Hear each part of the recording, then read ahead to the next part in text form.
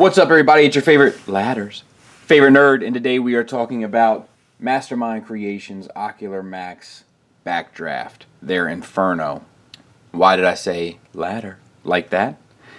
It's a reference. I'm going to see if any of you guys can get it. I'll tell you why after we finish talking about the vehicle mode. We have the ladder, and it's on this strut here. The strut isn't really connected, but it acts as if, which is pretty cool, and then you can kind of tuck it up, either way to rotate the ladder to the side. But you don't want to be rotating a heavy ladder off a fire truck without your stabilizers, which are these silver pieces here that are on a sliding bar. Not the best toleranced, but it's not the biggest deal in the world, so that it can help keep the vehicle stabilized while the ladder is off to the side.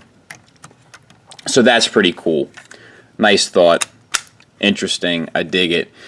You got your chrome horns up there. You got your chrome bumper and all these detailings in here. That all looks good.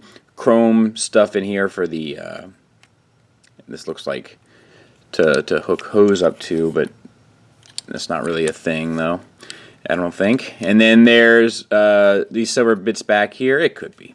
And then there's this diamond plating all in here, and that detailing all looks good. Really well done. Plastic hose here, painted red and black, so that's cool. And this piece is painted red, and then that whole unit is just kind of glued in. Rubber wheels, feels like die-cast tires, at least here. Could be wrong. I'm not the best at that sort of thing. And they're painted red. That looks good. All the stuff in the back is painted well.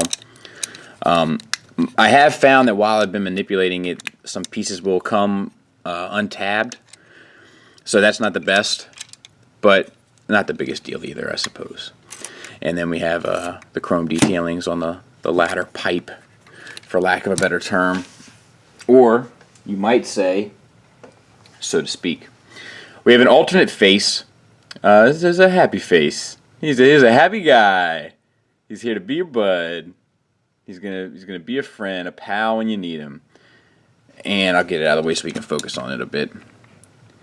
And it's good enough. The face is painted gray, and then has the orange is painted in there. The orange is a little sloppy on all three, to be quite honest, which I'm not used to with this company. I'm not used to this company putting forth a whole lot of effort on paint, but when it is done, I'm used to it being very precise. The eyes are a little off too, but that's okay. I feel like this eye is significantly bigger than that eye. Does that look funny to anyone else? Am I from another planet right now? I feel like one eye is bigger than the other. I mean, it's gotta be me, right?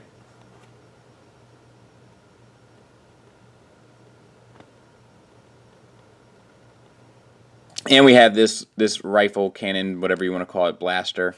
It extends. That's pretty cool. And it can be stored right here. You can't really see how it goes in once it's transformed, but it slides in to that space right there.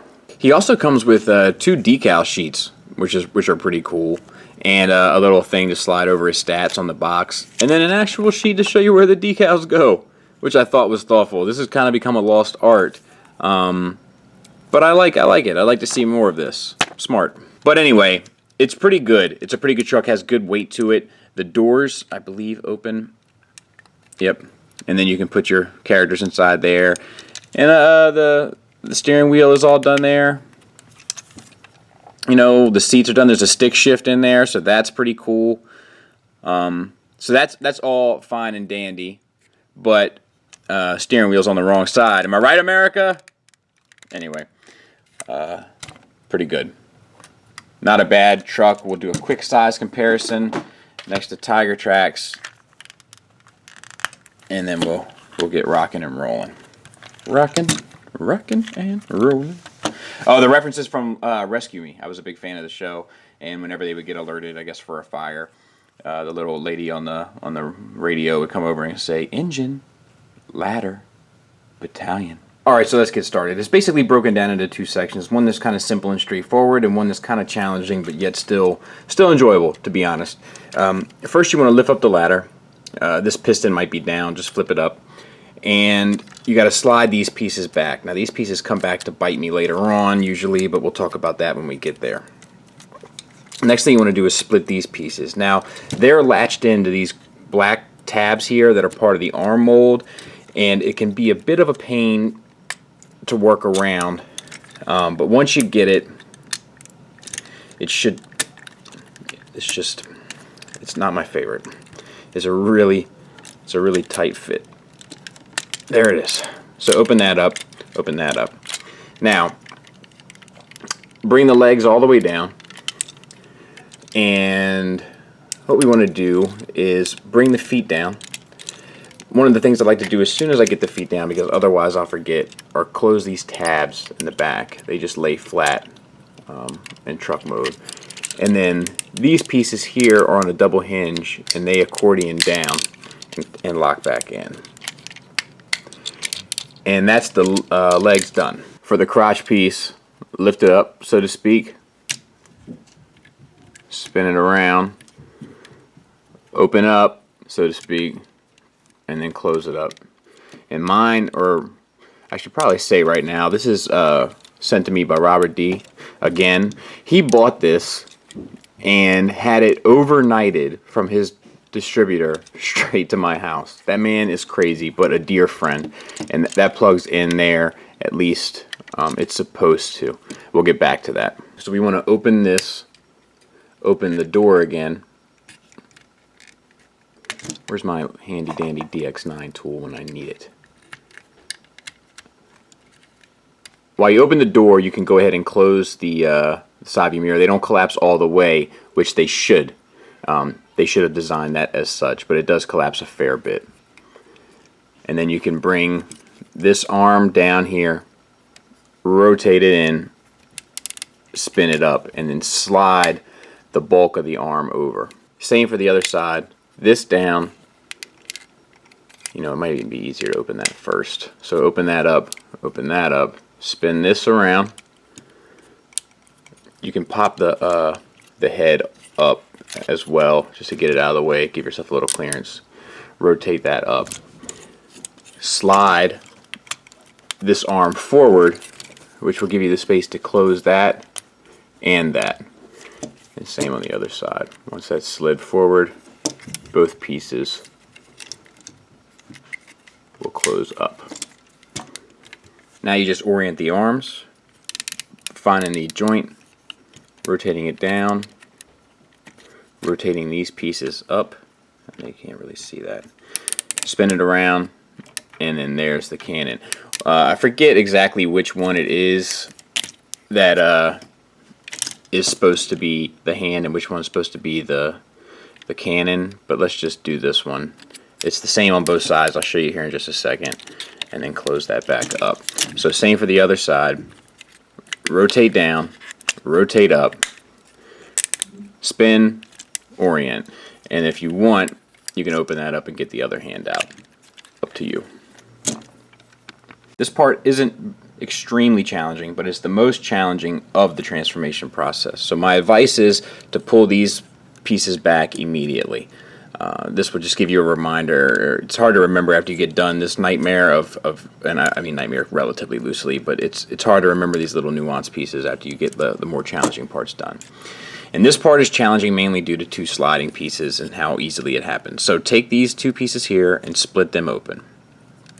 Once that's open, you got to take your ladder and rotate it 180 degrees back around the bottom. Now what this does is it pushes, usually when you do it, it pushes these sections out of taste.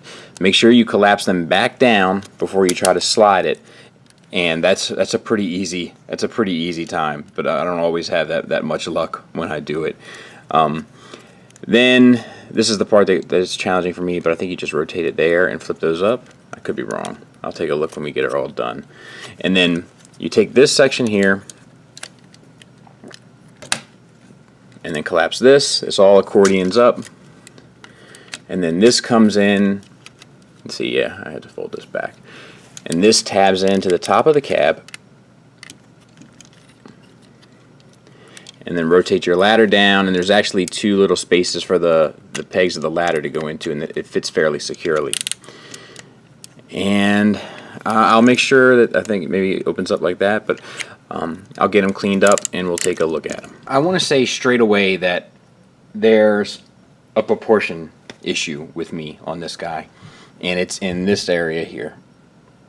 It seems too long. The arms are the right length, the hands come down to the right length, but this section seems too long. It seems like this should be a little longer, maybe. I don't know, maybe the hips should start up a little higher, maybe the thighs start too low and are too short. I don't know what the problem is, but there's some problem in here. There's been some discrepancies about this. This is their Ocular Max line. This is supposed to be based on Studio Ox art now, or design rather. I went through my Studio Ox book, and the only picture that I could find of Inferno is right there. Now, I went through it fairly quickly, but that's the only picture I could find of him. And it's not enough to give a true criticism on whether or not this meets the mark. This is the Transformers visual works, by the way. I did review it on my channel. If you're interested, it's one of my earlier videos, but you can find it. This is the G1 toy. Now, people have been saying that this is a great homage to the G1 toy, and I agree. I agree it does a good job of capturing the G1 toy in a modern aesthetic. However, I don't think it's supposed to.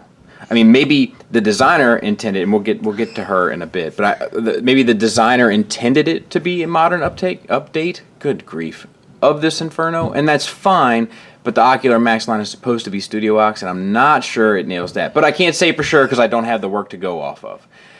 But I want to say that proportion-wise, something does strike me as wrong. Now, maybe that's the intended design, and maybe it nails it. That's very possible, but still something seems weird to me. But let's talk about just the figure. So the head is on a ball joint. Ugh. So that's not my preferred way of doing business, but it works well enough. So no real complaints. You get a fair amount, you get a fair little taste down, you get a good amount up, and then you can swivel side to side. So it's fine. I do feel like these eyes, you know, I still feel like that eye's a bit bigger than the other one, but look, I'm not crazy, am I? I don't know. Strange, though. I could have used some paint on the black. Not a big deal, but I could have used some. This piece here, I could have used that to tab in a taste better, but I'll take it. This compartment here is a bit big for me also, but it's not the worst thing. The ladder cleans up beautifully, but it also is, you know, kind of stubby in truck mode. So there's, you know, it's give and take. Personally, I like this choice better. I like the stubby little ladder in truck mode, and then it kind of clean up a taste better in robot mode. But that's my personal preference. These work well because you can kind of articulate them on a butterfly joint of sorts here, and you know these even move a taste, so you can get some real play out of that to get a specific look that you're going for. So I dig that. This is chrome. This articulates up and down. I dig that. Don't dig the black like lights. It's just not very practical, is it? I'm losing some focus here. What's going on? There. And then for the arms, so we have a ratcheted swivel here, and then we have this hinge here. If you get this out of the way, you can get the shoulder all the way up to there. So no articulation issues there. One could argue that the shoulders look a little low. I wouldn't refute that. Not a deal breaker though. A ratcheted bicep swivel, that's cool. White piece of plastic, gray piece of plastic, chrome piece of plastic in order to break it up, and I think that all works fairly well. Double jointed elbow, getting you the full Monty, so that's good to go. He held his gun just fine. It came out when I was manipulating it. And this looks good. This is total toy homage, and I wish they hadn't. I just wish it wasn't there. And it's painted black, and it's not painted black all that well. It's probably hard to see, but it barely fills out all the space it's supposed to. Same on this side. It's okay, it's fine, but it's definitely not perfect by any means. We have red paint on the cab. This might have a red finish on it. Let me see if I can't get a better look. Yeah, it definitely does. So that looks good. That does look good. The red finish where it is looks great. Red paint on the cab. Cab still looks good. Tires still look good. Waist swivel. That works fine. Ab crunch.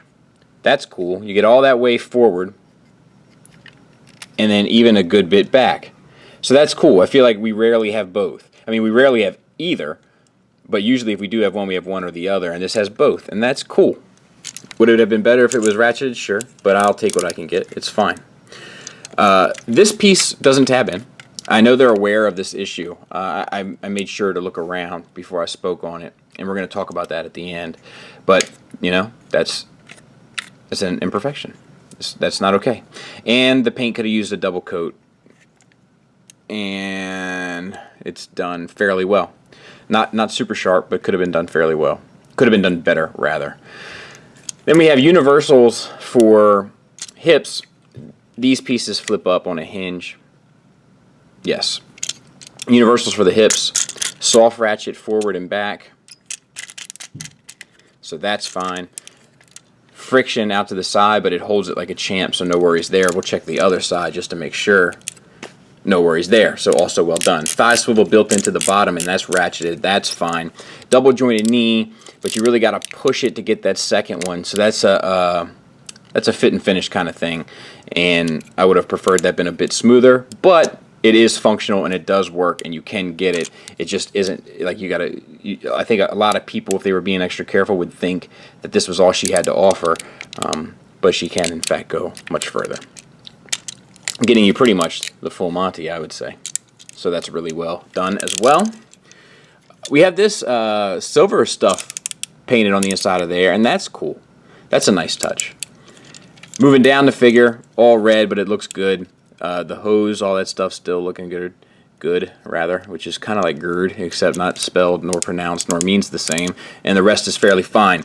Get down to the ankles, we have a tilt back, no tilt up, but you do get a toe tilt. This one's loose, so this is better to show you. Locks in, and then you get the toe tilt up, but no real ankle tilt up, but you do get the ankle tilt back. And then you have an ankle rocker, and it's a great ankle rocker at that. Really good range. This one is stuck on mine. Eesh. I mean, it's like this was made by two different people. You know, like this moves from a very different way than this one. But most of the weight is in the feet, so that's cool too. And that's this guy in a nutshell. We'll take a look at the back. Very clean. Very clean, looks sharp, even has some detailings that come through on the back, so that's cool. Now, as we discussed last week, scale is in the eye of the beholder, right? But there the two are with MP10. Backdraft is definitely a tad taller than Hellfire. So there is that.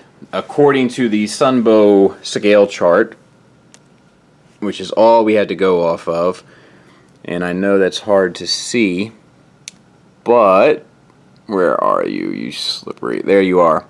There they are, and the green line is headed straight through their heads, and it goes just about through Optimus's bicep. So they're both considerably taller than what the scale chart advises them to be. However, me personally, I feel like both these sizes work, and I don't feel like one is any greater or less than the other in terms of how it looks next to Prime in regards to size. So the problems with this guy is that some things don't tab in like they're supposed to. That's the biggest problem. The crotch piece, the neck flap piece, there's just issues like that where things don't give you a secure fitting that you would want.